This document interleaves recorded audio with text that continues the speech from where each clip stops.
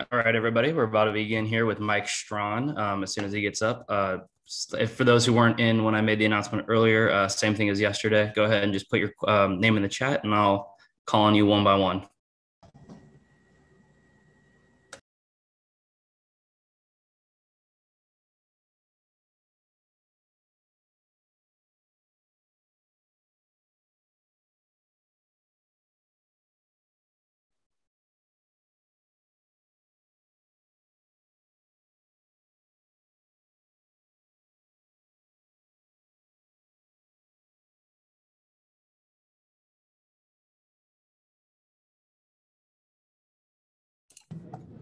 How's it going, Mike? How are you guys doing? Good, good, good. All right, we'll go ahead and get started with Lawrence Owen. Hello, Mike. Pleasure to meet you. My question for you is, coming in to the professional leagues from college, you walk into a very young wide receiving core roster, right, for the Indianapolis Colts outside of T.Y. Hilton. What's it like being there with all these young guys, but having T.Y. there as well? Well, it's great having Ty there. Most of the guys look up to him. He's a great experienced wide receiver. He knows the ins and the outs of the game. So we learn from him. We build off of each other. We love coming in and being able to compete with each other. So it's great being all of us being together.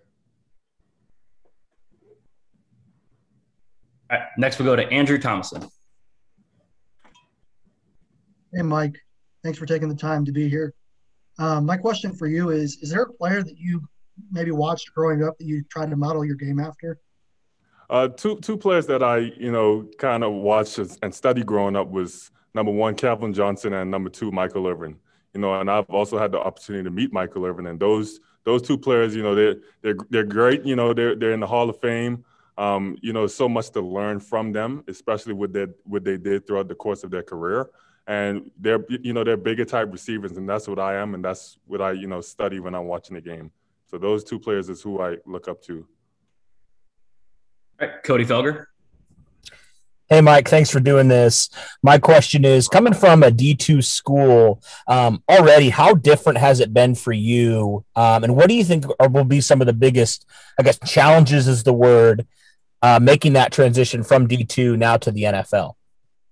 It is a big transition, but it's nothing that, I can't handle.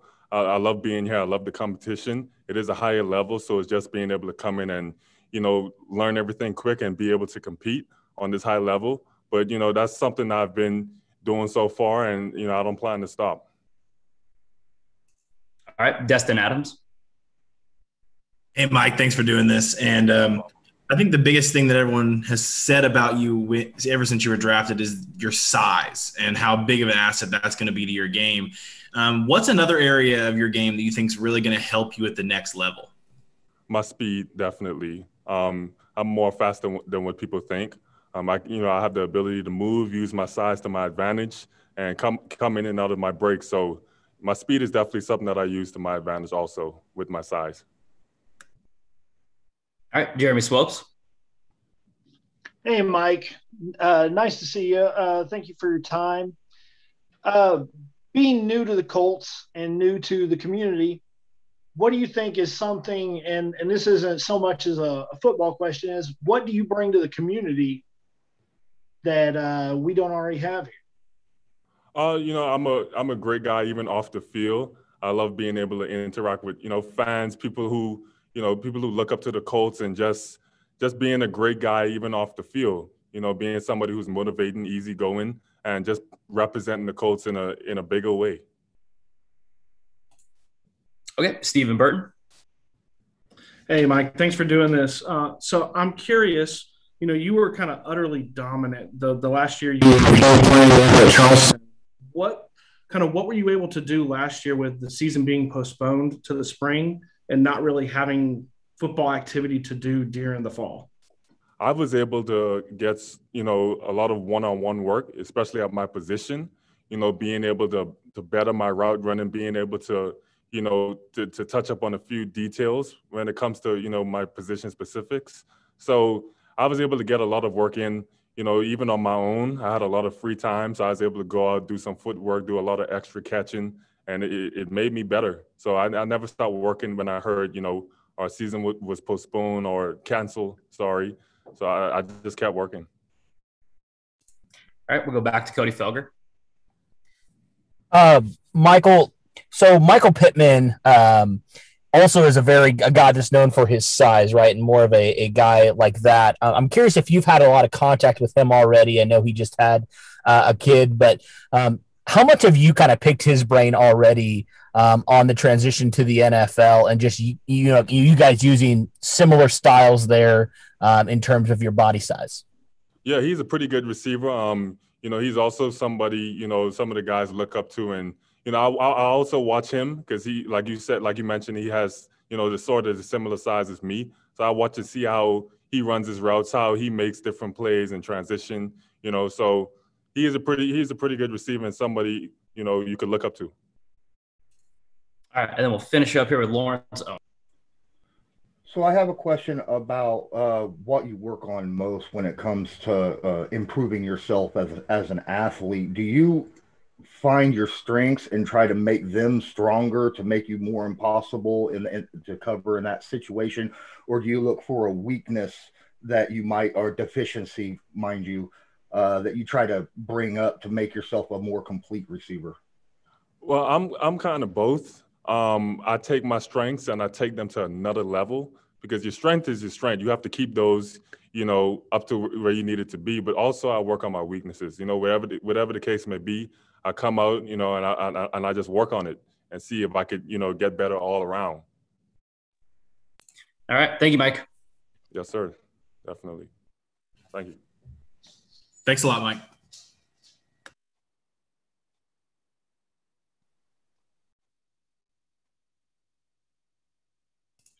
All right. Next up, we'll be joined by Kylen Granson. Same thing. Go ahead and put your names in the chat, and I will call on you one by one.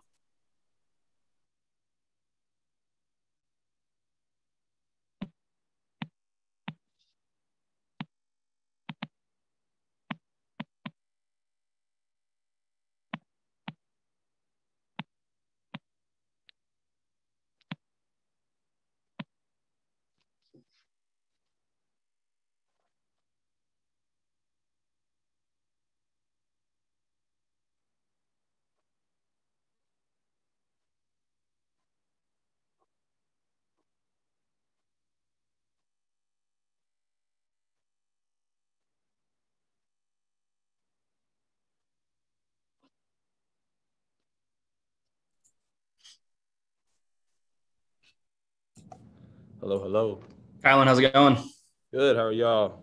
Good. All right. We'll go ahead and get started with Destin Adams. Hey, Kylen, thanks for doing this today, man. My question to you is, what aspect of your game do you want to work on the most to be as effective as you can at the next level?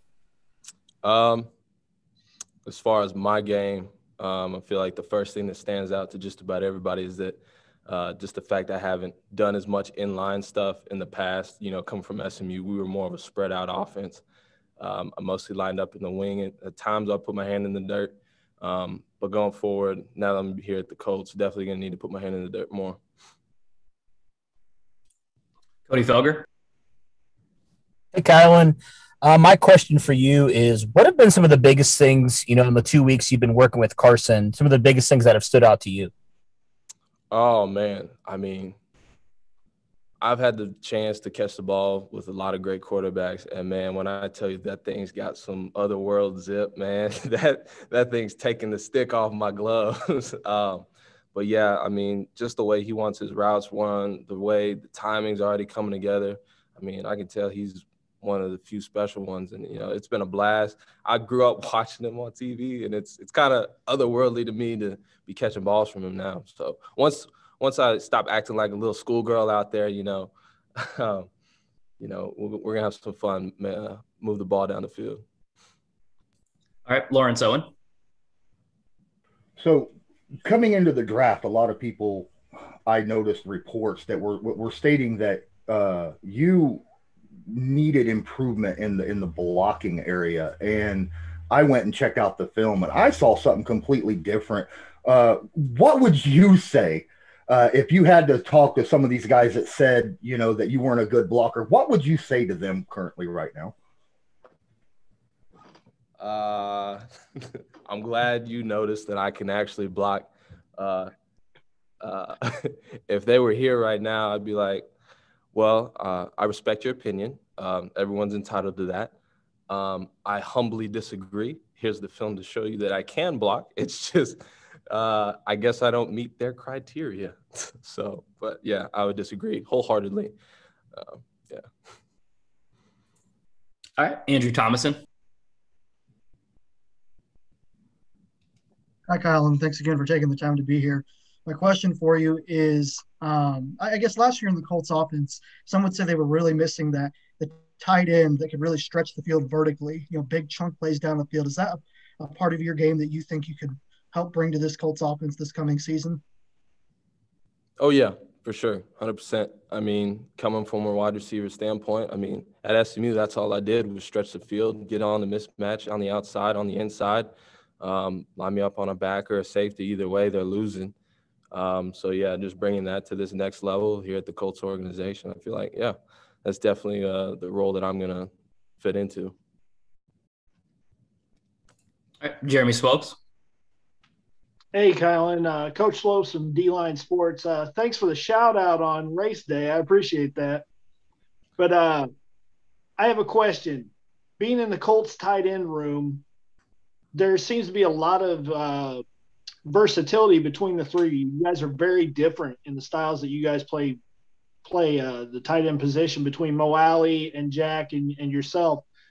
What have you learned from those guys that you can take and put into your game?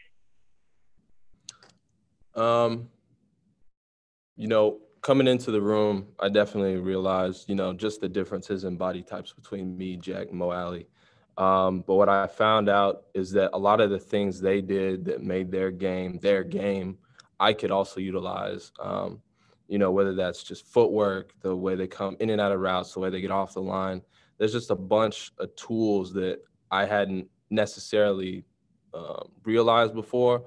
But in meetings, listening to those guys talk with Coach Adams, watching them run on the field, watching their tape, that you start to realize, just little pieces and nuggets that you kind of can put into your own game. And I feel like it's taken my game up to the next level, so to speak. Stephen Burton. Hey, Colin, thanks again for doing this, man. So I'm super curious who, watching your tape at SMU and seeing how you play and stretch the field, who do you model your game after, maybe currently in the NFL or just maybe your favorite tight end you've ever watched?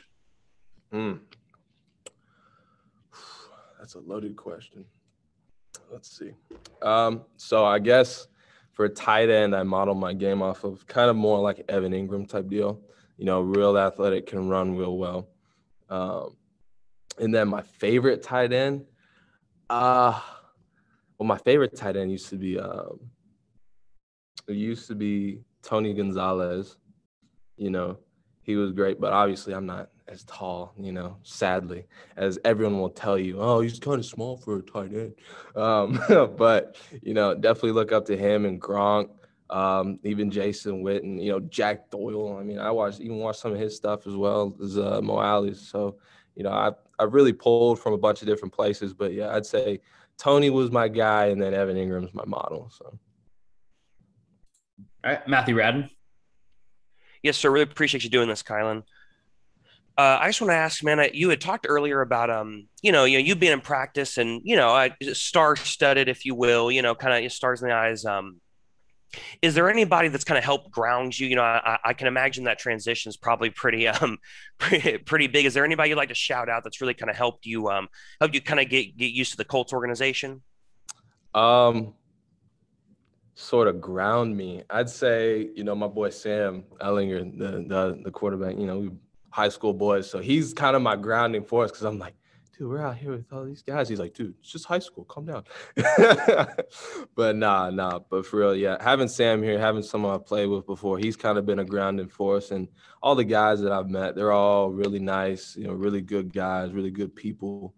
And that's what the first thing I realized about this organization is just not only the coaches, not only sports staff, everywhere you go, there's good people. And that's made this transition as seamless as it's a seamless transition. I'm enjoying it. All right, we'll go back to Justin Adams. You mentioned your size earlier. Some people saying that you might be undersized. Seeing someone like Frank Reich, who's had success with someone like Trey Burton, who's very similar in size to you, when you were drafted, did that give you a little bit of a sense that you could impact day one? Oh, absolutely. I mean, when you've already basically seen someone take a similar piece of the puzzle and utilize it in that same way, I feel like it's just, Control C, Control V, copy, paste, bam, right there. So, it's definitely a good feeling to see that he's had success in the past. So hoping to bring it to the present and hopefully the future too. All right. And the last one, we'll go to Cody Felger.